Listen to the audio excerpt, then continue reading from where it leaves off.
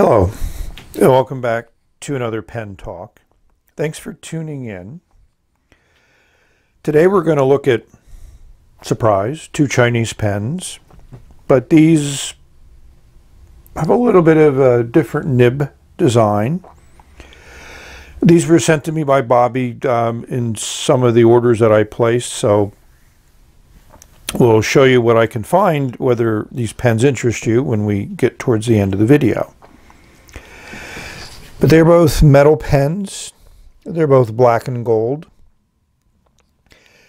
They certainly are fairly ornate. I wouldn't call them the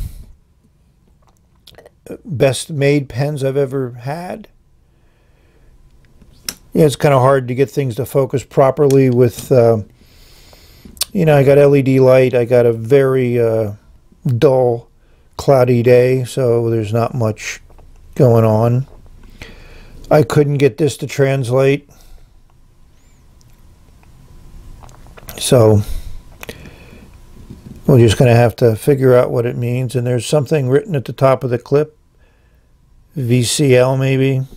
Nothing on the finial, but we'll pull the cap off. It's a pop-off cap, and we'll see a metal section. They certainly want to let you know it's a Chinese pen. But this is that double-sided nib. Parker originally did this as a 180, they called it. I think it was in the 70s. Yeah, this unscrews, and much to our surprise, ooh, it's an aerometric filler. Metal barrel, metal section. They screw together well. Nice click to the cap. So that's pen number one.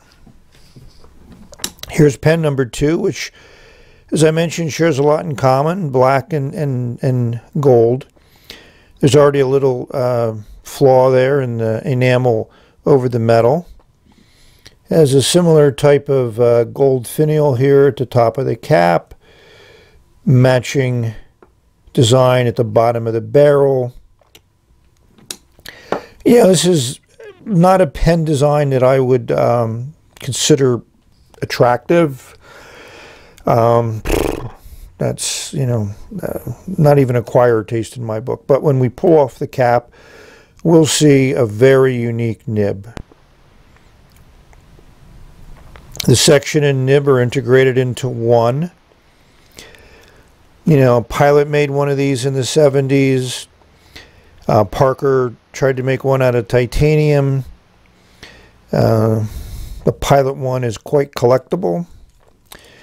As we unscrew the barrel, we'll notice another aerometric filler. Metal threads. So both of these pens have a lot in common from their construction of the cap and barrel, but certainly from the nib, they both have two interesting nibs. So these have already been flushed and cleaned. I'm going to figure out what kind of ink I want to put in them. And let's put nib to paper and see how these different nibs work. You may ask where to buy the pen. Well, Bobby was selling it on Etsy. I say was because I think it's sold out. Probably by the time you watch this it will be, but who knows, more may show up. His description was quite nice. Hero Sub Factory in the 1980s, so that's interesting. And the other pen is probably from a similar time frame. I decided to fill both pens with a fairly basic ink, Pilot Blue Black, in this extremely huge bottle. The color card is pretty generic. It's almost more of a blue than a blue-black, at least from my eyes and perspective. And there's the chromatography, which also shows it pretty much being in the blue family with some dark elements there. So now we're ready to write with these pens. I just did 3 squeezes on each of the aerometric converters to get enough ink in there to write a little bit with them and to get a feel for what the pens are like. So now we're going to show you what they write like. We'll start with this integrated nib.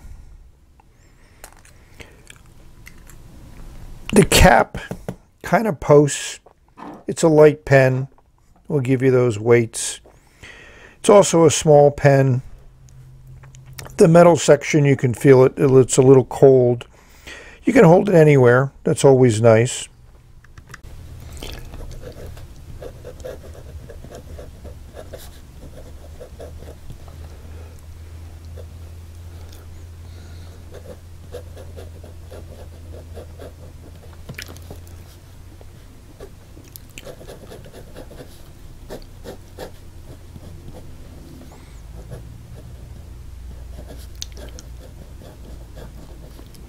You can hear that nib on the paper.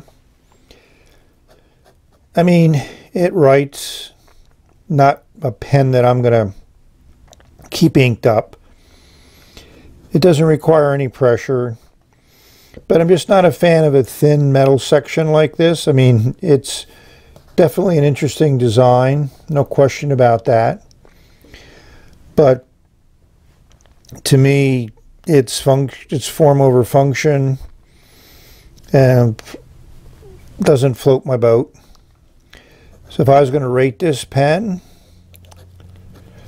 I'm going to give it a 4.7.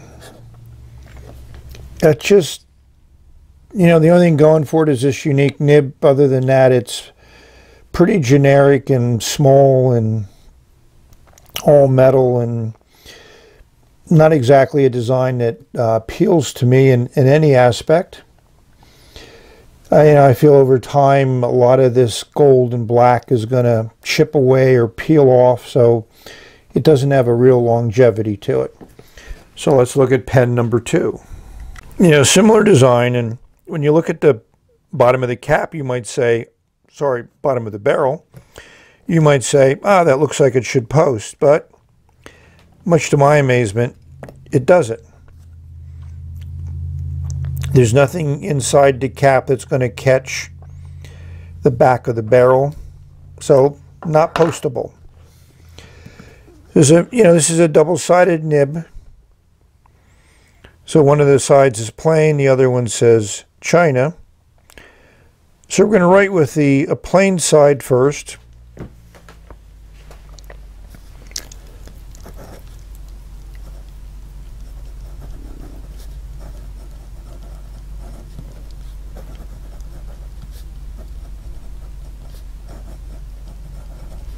I think right away you can hear this is smoother.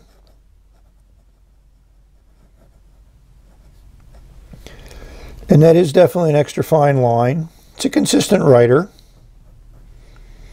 So now we're going to flip it over to the China side. So on the China side, it's much smoother. And I would say this is a medium to a broad. Definitely lays down a wetter, broader line than the extra fine side did. And I like it. I mean, you're not going to get any flex out of this. You know, it's not part of the design, but you know, for those that like to switch back and forth, you can definitely do that easy with this pen. And the fact that the nib is marked, you know right away which side is which. So let's give this pen a rating. I'm going to go with a 7.9.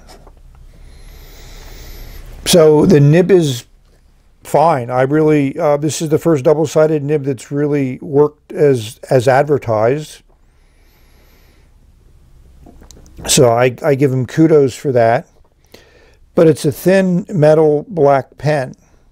So that's not my favorite. This section can get slippery. Those grooves really don't do much except you get to feel them when you write. So that's it. You know, so hopefully you've enjoyed this quick look at two very bizarre, interesting pens. This one I can't find anywhere. So maybe Bobby will make a comment on it, whether this is something that's for sale or not. So thank you for watching. May you have many great writing experiences. Explore this phenomenal world, and it does take many turns. So enjoy your writing, enjoy putting ink on paper, enjoy life. We reached the end of this video.